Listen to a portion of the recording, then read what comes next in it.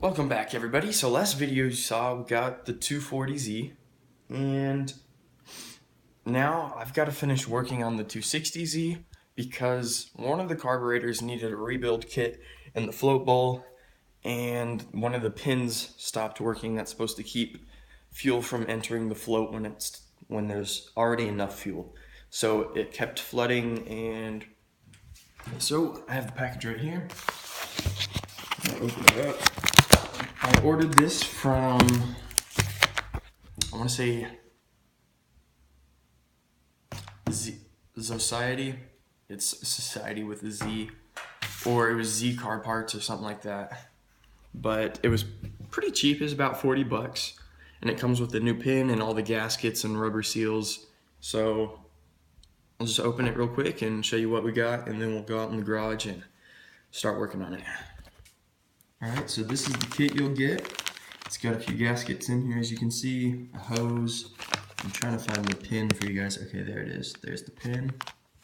And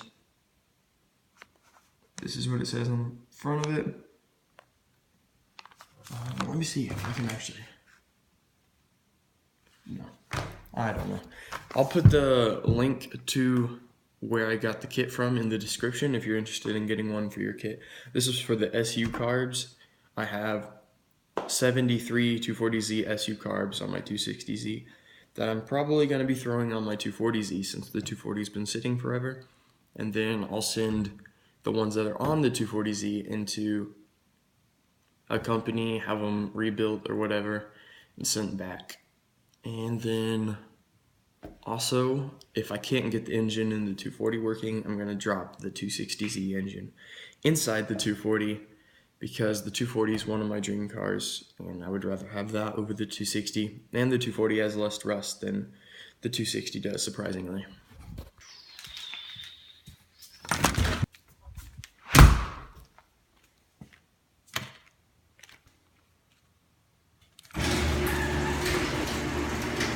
So this is everything laid out. I'm gonna look through these real quick.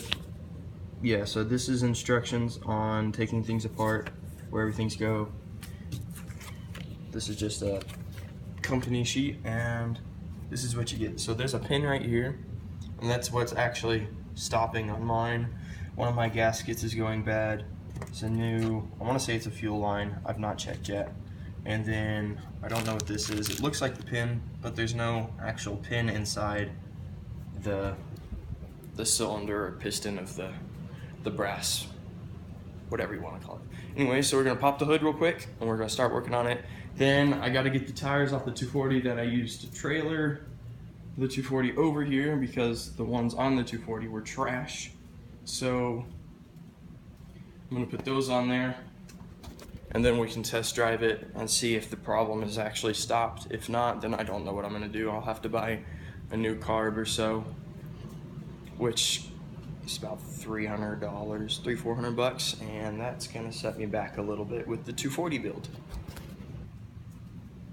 All right, so I just got everything off the air intake, and I got all 4 screws that hold the float bowl down. About ready to take it off. So twist it.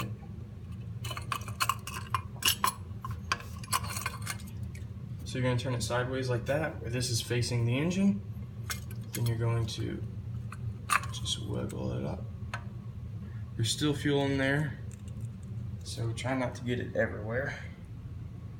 And there you can see that pin, and that's what I need to replace. But I'm going to be replacing this gasket. As you can see, that's pretty worn out, and I think that's most of my problems right there. So that'll be what I'm doing today.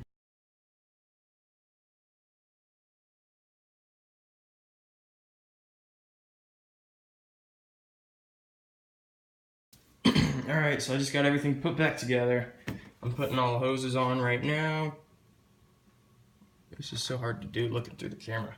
I never realized how hard it seems. You see it all YouTube on other people's channels. They're doing things through the camera.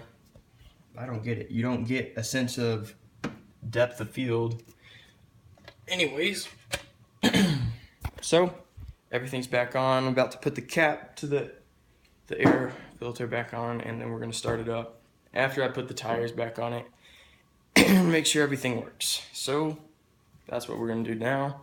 And the first thing I'm going to do to 240Z is put an ignition switch on there, because I have a key to a other 260Z, you know, the one I got parts off of. I have the key to that one, and I went and got the ignition switch off of it because the guy is about to torch the car, so he's like, take anything you want.